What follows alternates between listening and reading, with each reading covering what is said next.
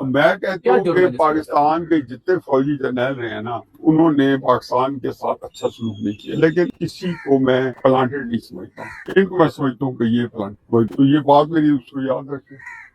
Planted मैं मानू अमरीकियों का CIA का आदमी था, फॉरवर्ड पाकिस्तान को इस्तेमाल करने के लिए जिस मुकाम पे पहुंचा के गया पाकिस्तान का, आपके क्या ख्याल मुल्क इससे निकल सकता है?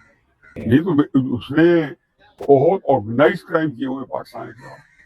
5 अगस्त 2019 को कश्मीर दे दें आप, और मुझसे आप पूछे कि फारिग से, और फिर लोगों को बुला के कहें, और ये जर्नैलों को भी अलहदा और जर्नलिस्ट को अलहदा कहें कि पाकिस्तान के टैंकों में तेल नहीं है।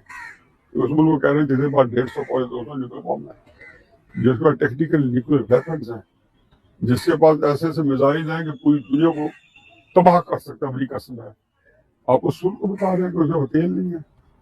क्या टैंकों ने लड़ना हिंदुस्तान के साथ?